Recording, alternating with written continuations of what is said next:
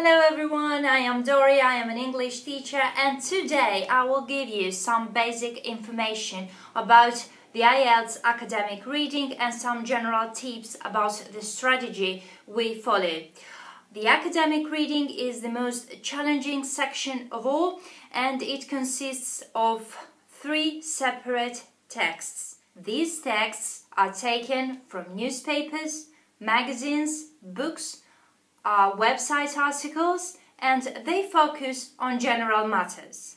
The first text and the second one will ask you to answer to 13 questions, while the third one will ask you to answer to 14 questions. So there's a total of 40 questions that you have to answer in 60 minutes. Be careful here because you're not going to have extra time in the end to transfer your answers in the separate answer sheet as in listening. So please bear in mind that you have to answer every question and fill in the answer sheet in these 60 minutes. Each correct answer takes 1 mark. All 3 texts consist of 2 to 3 tasks with questions based on the information you get from the text. So please don't use your logic, your knowledge, or any accepted universal truth or anything to answer the questions, but use only the information and the proof that you find in the text in order to justify your answers. Unless, of course, you cannot find an answer, so in this case you can just guess something. Don't leave questions unanswered or blank. You've got nothing to lose. Okay, so now the first text is going to be at about 900 words long, the second one the same, but the third one is going to be a little bit longer at about 950 words or so, and their difficulty is increasing, with the first text being the easiest, the second one a little bit harder, and the third one the most difficult, but not too much compared to the other 2, so please don't worry about that. Since you have only 60 minutes to answer the questions for all 3 texts, you should organize your time accordingly. You should spend approximately 20 minutes in each text, and please try to keep it that way. Some things may change. For example, you may want to spend at about 15 to 17 minutes during the first text, which is the easiest and not that long, and leave more time in this way for the last one, which is the longest. But this is entirely up to you. It really helps if you time yourself while you practice. This will give you an idea of how it's going to be on the day of the exam, and you are going to get used to organizing your time accordingly and effectively.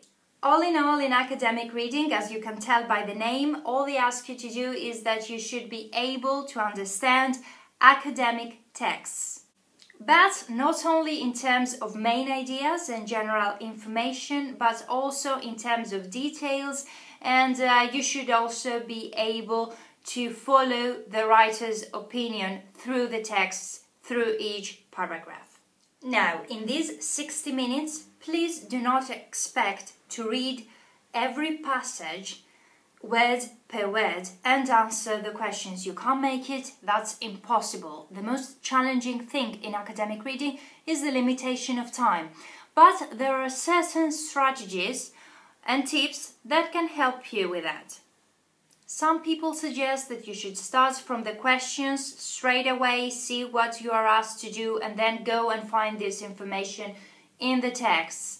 Other people suggest that you should start with the texts, a quick reading, just to get the gist of it, and then go to the questions, see what you're asked to do, and go again to find the answers in the text. So there is no right or wrong way. During your preparation, I'm sure you're going to find the way that works best for you, but I will tell you my own strategy, which is kind of a combination of the 2, and this is what I tell my students in the first place.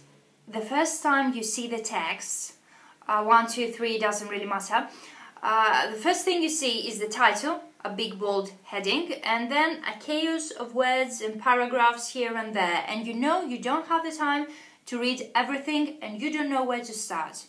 I know that teachers keep telling you to just skim through for the gist, just to get an idea and then move on to the questions. Don't get me wrong, I think this is a great advice, but sometimes it can get tricky. I mean, I've had students that were carried away and ended up reading the whole paragraph or even the whole text, losing valuable time, and then they were more confused than before. I also have students that read through the text just to get the gist, but if the text was not their cup of tea or something that they liked, or it was kind of difficult, they got overwhelmed by the text and then moved on to the questions, confused, having lost time because they didn't understand the text through the gist. So I have seen all these behaviors and even more, and I came to the conclusion that when we are exposed to something new, in this case the reading text, and our time is limited, our mind works best with specific information than with general information here and there that we might not even get. Our mind loves specific information.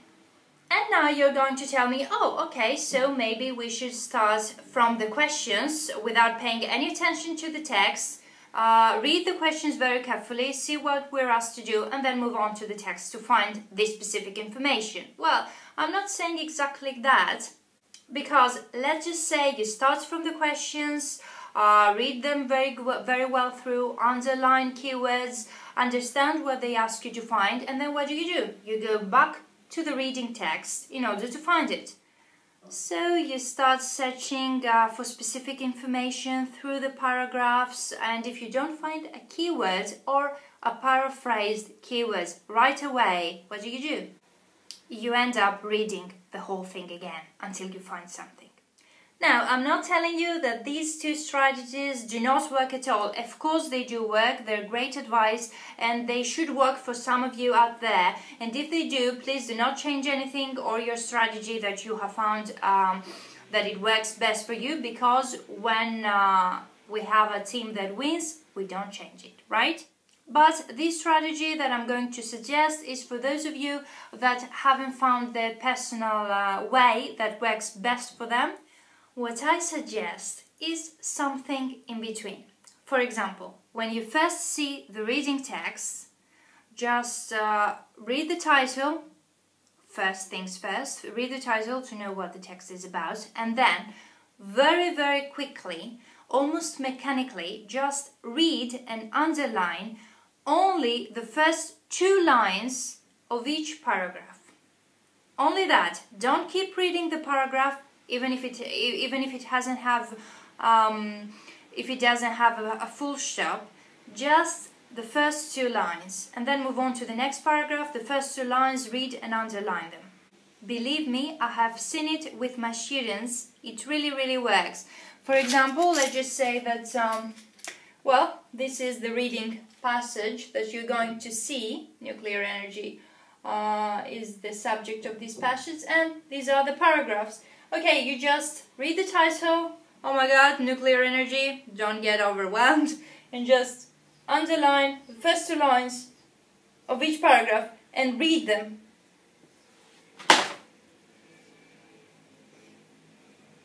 Okay, usually the writers of the articles get straight to the point from the first line, so you know from the first line what they're gonna say in each paragraph.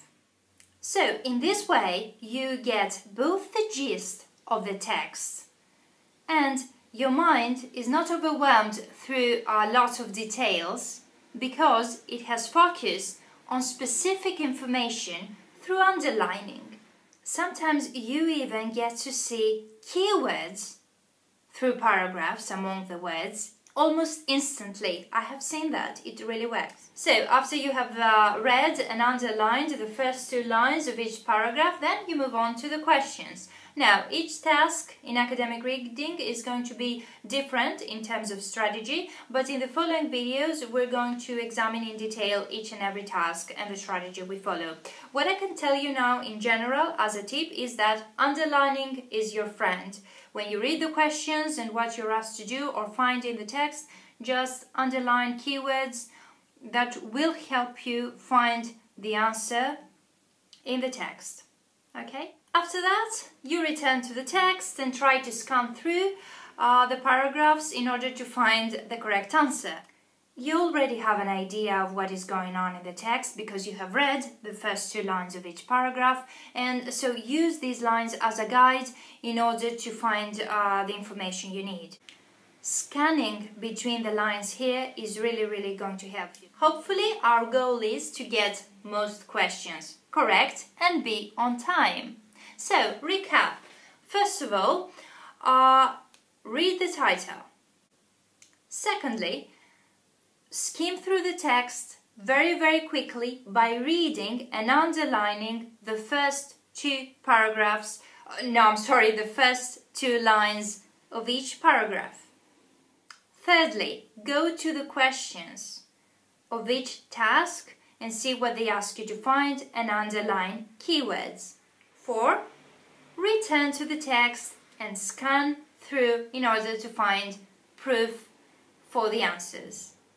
In general, another useful tip is that the more vocabulary you know, the better in academic reading. That is very true.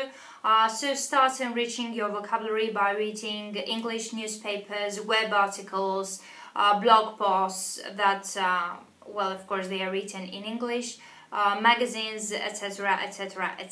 Of course, English books is a very good option. Literature is always a good option, and there is also the academic word list on the internet with the words you should know. I will put the link down below. Another thing you can do is that you can follow me on Twitter, Facebook and Google+, in which all 3 pages I post every day the words of the day. I think this is a fun way to enrich your vocabulary. I will put the links down below. Of course, the most important thing of all is practice. Practice makes perfect, right? So do practice tests. There are millions of them online. You can find them for free, and it could also help to time yourself. And now, last but not least, another important thing is the way you see it. What I mean is, if you start moaning and groaning about academic reading, this is not going to get you very far. I know that sometimes you may get frustrated. For example, what? My answer is wrong? No, I have found proof for it. Here's the justification. It is correct. It's not wrong. I don't understand. This is not fair. This was a tricky question, etc. I have heard them all. Believe me, I know all these things, but instead of getting frustrated about it, maybe pretend that you're playing a game and try to understand its logic. You know, it may be difficult, but this is the only thing you can do. Pretend that you have a quest to complete in 1 hour, in 60 minutes, and you are timed for it. Since it is a quest, it's not going to be very easy, so let's just hope that you're not going to lose a life. Just like a video game, you know? Well, that's it for today. Thank you very much for watching. Good luck with the exam.